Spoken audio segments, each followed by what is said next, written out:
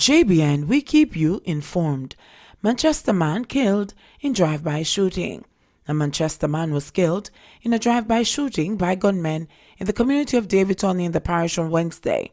The deceased has been identified as 35-year-old labourer Roxroy Henry.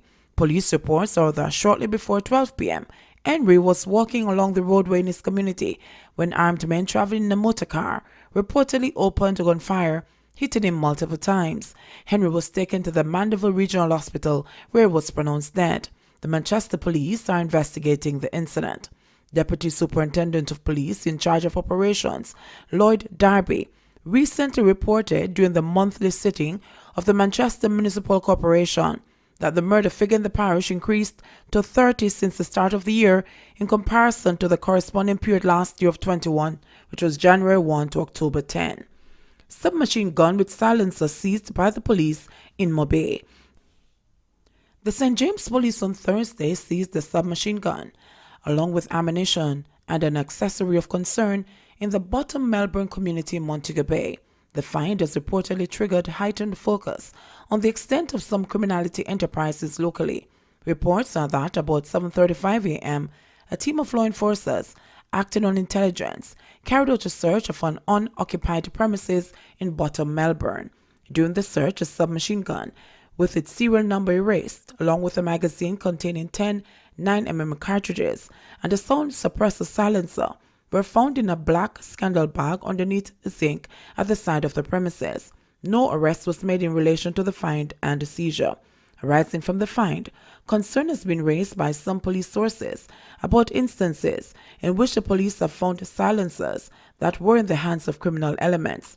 The concern stems from consideration of the negative potential impact of criminal shootings in relative silence with the use of sound suppressors, especially in the instant case with a submachine gun that is very small in size and can be relatively easily concealed. Security guard dies after being shot in dispute with colleague. A male security guard has died after he was shot during a dispute with another security officer at a hotel construction site in Trelawney during the wee hours of Friday morning. The police are yet to release the name of the deceased. The shooter, another male, has since been taken into police custody. Reports are that about 1 a.m. a dispute ensued between the two security guards on duty at the hotel construction site when one of them was shot. The injured guard was rushed to the hospital where he was pronounced dead. Sources said that the guards are from two different security companies. The Trelawney police are investigating. Two in custody for shooting death of St. Anne teenager. The St. Anne police are to question two men who are in their custody in relation to the fatal shooting of a teenager in Greenwich Acres in the parish on Monday of this week. The deceased man has been identified as 18-year-old Brian Clark, alias Ladden, of Hollywood in Steertown, St. Anne. According to police reports, about 2:30 p.m., Clark was on a motorcycle when he was approached by two armed men.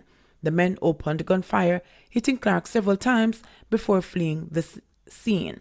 The injured man was pronounced dead at hospital. Investigators are still trying to establish a motive for the killing. Ground broken for Western Children's Hospital in Montego Bay. Prime Minister Andrew Holness has expressed confidence that the construction of the US $43 million Western Children and Adolescents Hospital in Montego Bay, St. James, will result in a jump in the nation's position on the Human Development Index.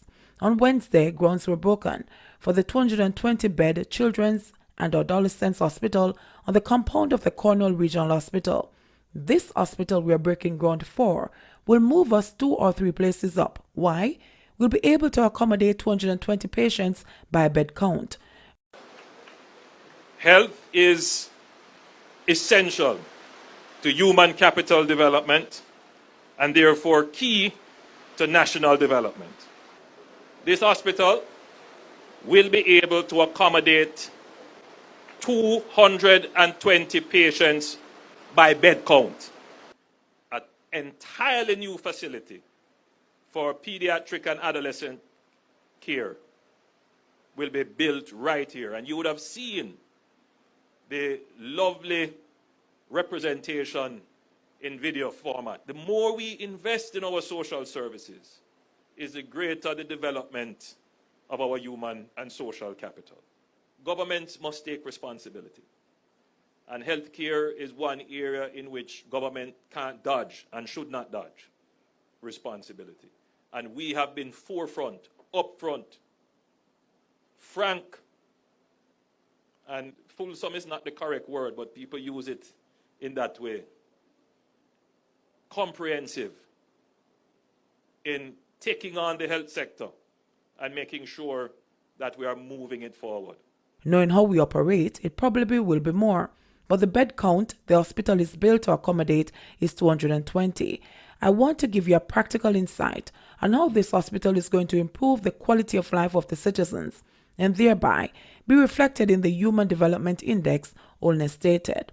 The Human Development Index, Jamaica's score is 0.732, which places us in the high human development category.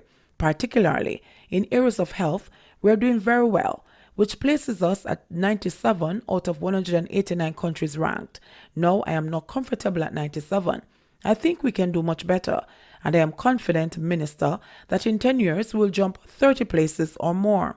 Construction for the 7th-floor hospital, which is a gift from the Chinese government, is expected to be completed within 16 months or up to 2 years.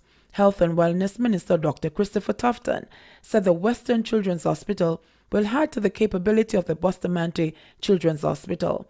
This is only the start of the badly needed infrastructure build-out that is required to renew public health services in our country and to provide what, frankly speaking, is a gap between the demands on the system and our capacity over the years to provide for those demands, Tufton stated.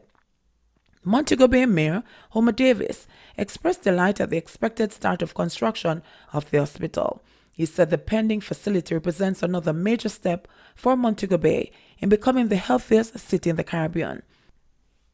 Today is a great day to be mayor of this wonderful city of Montego Bay, a city which is on the move to becoming not just the fastest developing city in the Caribbean, but the healthiest city in the region.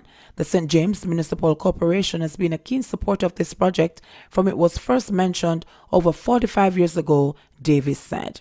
Man shot and injured in Portland. The police have confirmed that a man was shot and injured on William Street in Port Antonio, Portland on Thursday night. Reports are that about 10 p.m., residents heard loud explosions coming from a lane in the vicinity of the Musgrave Market. The man, who reportedly sustained gunshot wounds to the shoulder, was taken to the hospital by the police. Expert warns of troubles ahead if migration trend continues without boom in births.